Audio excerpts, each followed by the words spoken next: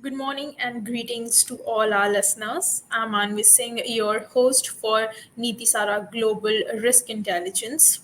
Today, we have our senior advisor joining us. Welcome, Rear Admiral Mukul Asthana. Thank you for joining us. I would like to inform our listeners that Admiral have 40 years of experience in Indian Navy and Merchant Navy. He was also a naval aviator. We are excited to hear your perspective.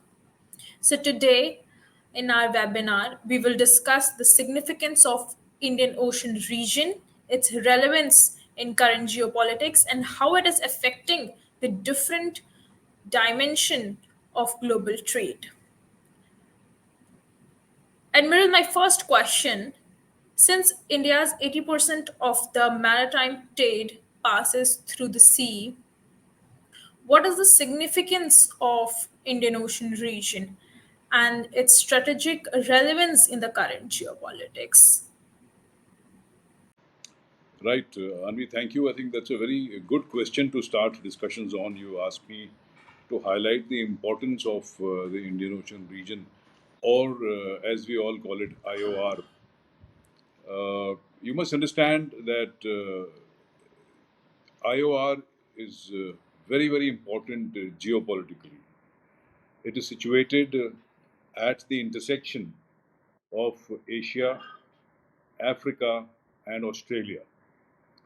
It connects Far East and the Indo-Pacific with the Atlantic, the Mediterranean Sea, and European waters. Indian Ocean region is vital for the maritime trade. You see, 30% of all global trade passes through the IOR, and 75% of global oil trade passes through these waters. You will be surprised to learn that over 75,000 ships ply in the IOR every year. So it's a very, very crowded ocean. Now, there are some major shipping lanes in the Indian Ocean. Uh, Also, there are certain choke points which become very, very important for maritime trade because these choke points are narrow, uh, restricted waters which through which the shipping has to pass through, and it is not difficult for an agency or an organization or the nefarious elements to cause trouble in blocking or mining the waters or attacking ships which have to perforce pass through slowly through these narrow straits. So, just for your audience, I would like to list out the important choke points are the Malacca Straits, the Bab el Mandeb, which joins the Gulf of Aden with the Red Sea, the Strait of Hormuz, which joins the Gulf of Oman to the Arabian Gulf, and of course the Cape of Good Hope, south of Africa. We must also realize that there are 32 littoral countries in the Indian Ocean region which have their coastlines sharing the IOR, and therefore geographically as well as economically they are very strongly connected to the Indian Ocean region.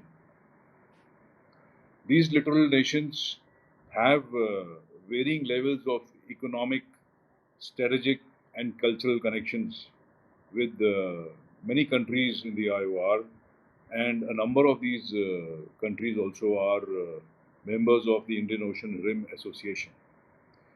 You see, we should also realize that there are some very important major ports in the IOR. While there are many, I just want to highlight some of the very important ones indeed are Singapore, Mumbai, Dubai, Fujairah, Colombo, Muscat, and Salalah. So, with so much of trade happening in the Indian Ocean region, with so much of maritime activity happening in the Indian Ocean region, the importance of this part of the world is not lost to the world, and it is so important for everyone to realize that. Yeah, Anvi.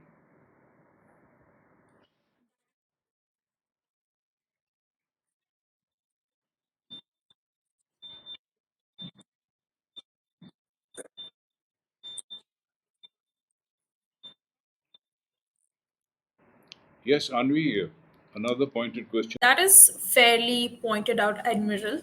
I would also like you to highlight some presence of extra regional forces in Indian Ocean region.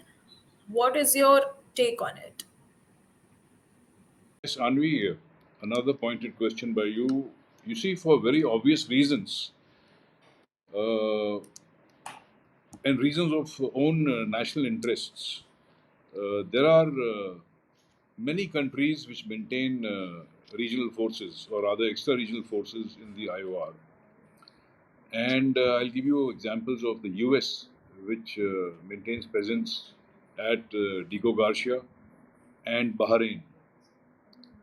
France has its military presence at La Réunion, which is next to Mauritius. Mayotte is the west of Madagascar, and also in Djibouti. Now, UK also maintains forces here, and they operate from the bases in Digo Garcia as well as Bahrain. The US base is Bahrain. China has very recently developed their base at Djibouti. They are showing great interest in Seychelles. They have developed the Gwadar port on the Makran coast in Pakistan. They have funded and developed the Hambantota port in Sri Lanka. And in the last 12 to 16 years, the world has noticed that the Chinese warships are carrying out permanent deployments in the Indian Ocean region, of course, for anti piracy operations, which also gives them a foothold to stay on in the Indian Ocean region for long and look after their own interests because large amount of their own trade and energy requirements also pass through the Indian Ocean region. Apart from this, China, as we have noticed over the last 6 7 years, has started deploying their fishing militia. Now, these are large fishing ships which carry out research also of the fish-rich waters in the Indian Ocean region. After all, China has a large population, and they must look after their food security.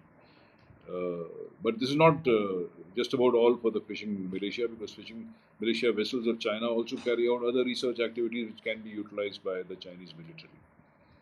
So you will notice that these nations are operating with impunity, and apart from this, there are other nations, although they don't maintain permanent presence, but their warships also come and operate periodically in the Indian Ocean region. And these are, for example, these are Russia, Japan, and South Korea.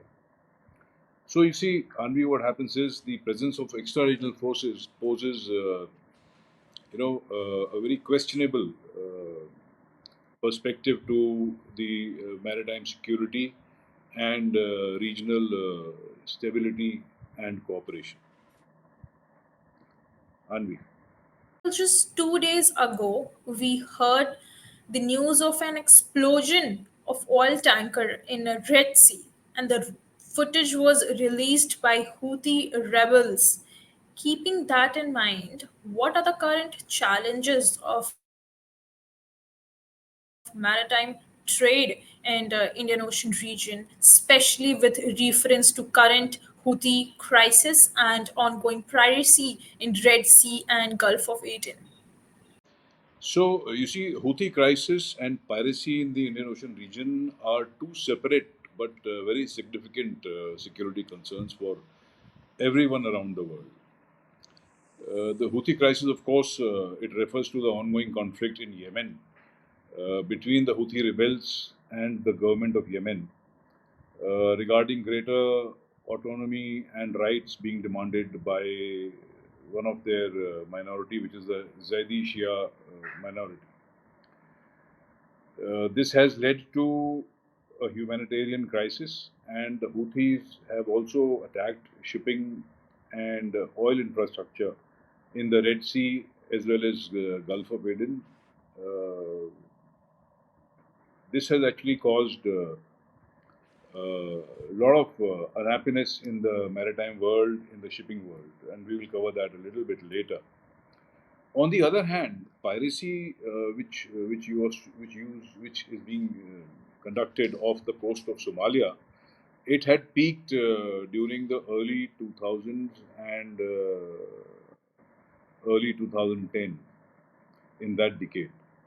Uh, a number of ships, in fact, hundreds of ships, were either hijacked or they were attacked, and some those which were attacked were taken to Somalia, and this caused great disarray to the world shipping, as well as caused a lot of consternation among the personnel who work in the shipping industries.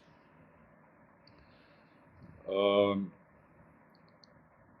what has happened subsequently is that many countries started mounting anti-piracy patrols in Gulf of Aden and adjoining areas, the Horn of Africa. Indian Navy also was one of those nations. India started mounting these operations, and as a consequence of that, the number of piracy attempts have greatly reduced, but the threat still remains. This has led to a situation in the shipping world that not only the insurance premium for ships passing through Red Sea, Suez Canal have skyrocketed. Many of the major shipping companies, I think as many as 9, 10 companies, if I'm not wrong, they have stopped passing through Bab el Mandeb and now rerouting their ships through the Cape of Good Hope. Now, this causes the ships to take longer, burn much more fuel, and this has led to the freight rates, the freight charges go up very much high as far as the shipping world is concerned. Now, this is a cause. This is actually a cause which is much of concern for the entire world, especially the shipping world. Yeah. As we can witness so many activities happening in Indian Ocean region, and in case of India, where her 90% of the trade passes through Indian Ocean region, the government of India started Sagarmala project in 2015. I would like you to elucidate some important steps being undertaken in the project, such as Sagarmala initiative. Good. Well, this is a very interesting question, Anvi, and I'm glad you asked this because this actually affects the shipping world and especially the interests of India. So before I try and attempt telling you what Sagarmala project is all about, we must understand how greatly important the Indian Ocean region is for India itself. First of all, I must clarify that we are the only country after which an ocean has been named. Whilst Indian Ocean is not India's ocean, but India is very heavily dependent on the Indian Ocean, and I'll tell you why. You know, as you said, all of maritime trade, in fact, 90% of India's trade by volume and 77% of India's trade by value, it passes over the seas. It passes through the seas. So this Indian Ocean becomes a lifeline for India to grow and prosper. Our key trading partners, India's key trading partners, are the Middle East for our oil and gas requirements, energy requirements, and Southeast Asia, Africa, Europe, and the US, both East and the West Coast, for other goods and various commodities. Coming to our own homeland, in India, we have 11 major ports and almost about 200 minor ports. The major ports include, of course, Mundra, Mumbai, Kochi, Chennai, and Kolkata, among others. Also, our maritime trade has been growing very, very steadily over the last 10 years with a CAGR of almost 10%. So you can see the amount of growth we have already accrued and how much more potential there is for India's trade to grow. Now, in order to enhance maritime trade and countries' efforts and capabilities, the government of India has launched the Sagamala project. This is a very well thought through, detailed project, and it literally translates as the garland of the seas. It was launched in the year 2015 with the aim of enhancing India's logistics sector through port-led development. In fact, the motto of Sagarmala is port-led prosperity. It's a flagship program of the Ministry of Ports, Shipping and Waterways, and the project seeks to unlock the potential of India's vast coastline, which runs almost 7,500 kilometers, as well as its waterways, inland waterways, which almost are 14,500 kilometers. As you know, the maritime sector is the backbone of country's trade. We just said that. The vision of Sagarmala is to reduce the logistics costs for both domestic and export import cargoes with minimal infrastructure investment, thereby improving greatly the overall efficiency of economy as well as increasing the competitiveness of our exports. Sagarmala is both an enabler as well as a beneficiary of other major schemes and initiatives started by the government.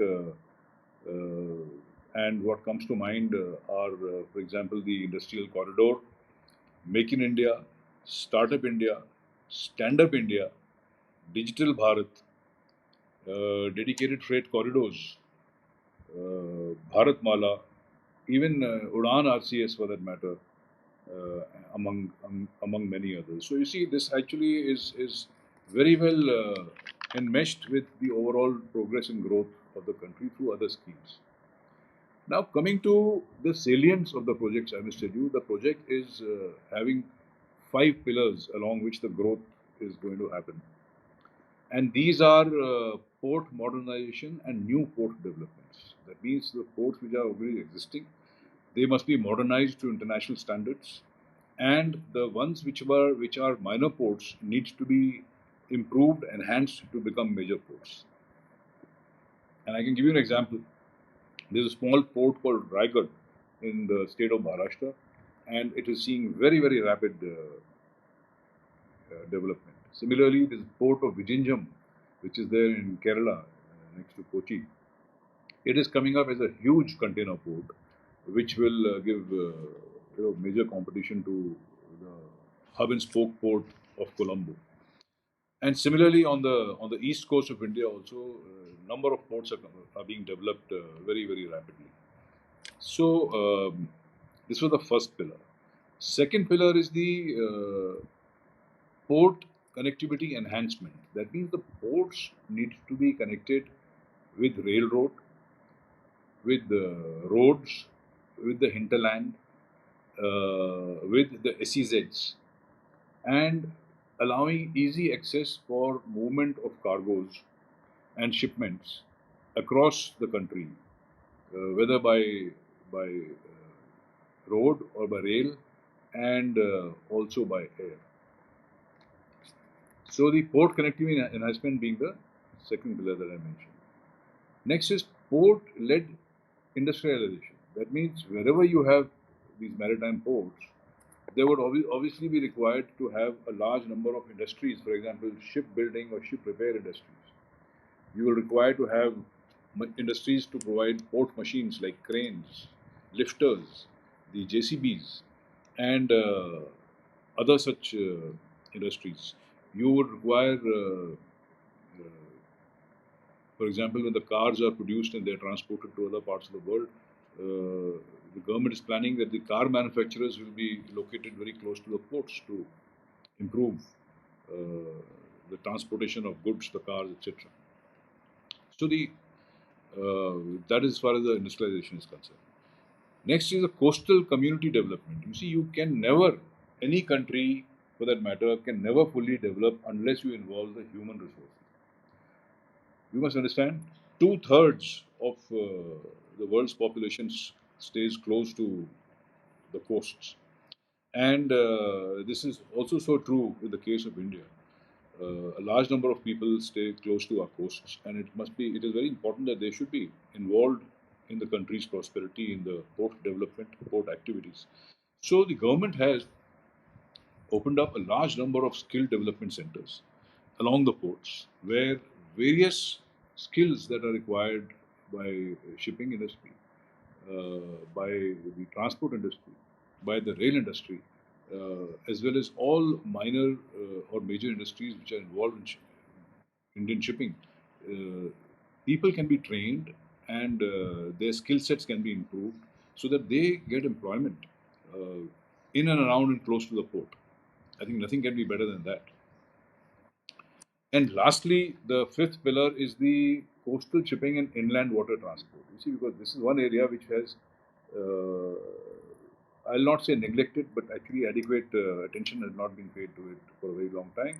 As I mentioned sometime earlier, 14,500 kilometers of backwaters, inland waters India has.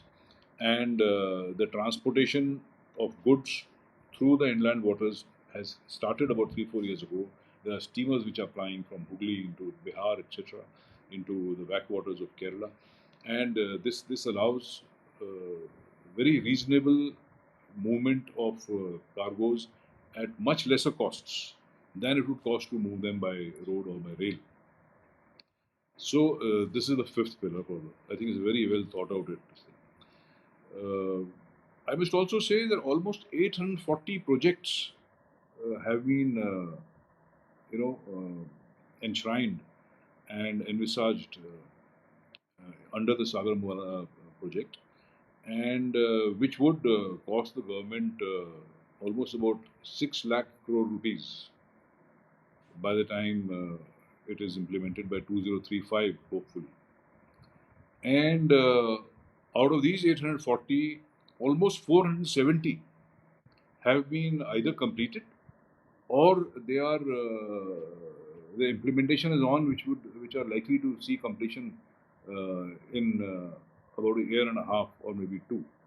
Uh, this itself is costing about 4 lakh crore rupees. So Sagarmala project being such a large project, obviously there are a large number of ministries, aligned ministries which are involved. The large number of state governments are involved, and many port authorities are involved in this. This, of course, is being monitored at a very centrally monitored at a very high level, and it is expected that its progressive completion by the year 2035 would greatly enhance the efficiency of Indian trade. It is also expected to manifold increase the trade, reduce the delays that presently exist in handling of cargoes, and it will also bring the costs down. While the digitization process would also enable great reduction of uh, the mankind, of the humans in this human interface, a great amount of care is also being taken to ensure that these schemes, these projects, have minimum burden on the environment, they are environment friendly, and all such concerns of the ESG are also taken care of. So, Anvi, with these bold initiatives across a very wide spectrum, it is indeed in keeping with this government's vision of Viksit Bharat by the year 2047. And I am quite certain that the future of India and India's trade and all related industries looks extremely, extremely positive and bright. Thank you, Anvi.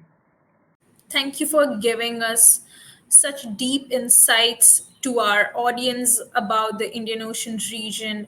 We are surely looking forward to such more thought provoking discussions. Thank you. Thank you so much for joining us, Admiral Mukul Asthana. Thank you, Anvi. It is a pleasure talking to you, and I hope to be able to contribute more next time when we meet. Thanks, and best wishes to you and to your audience.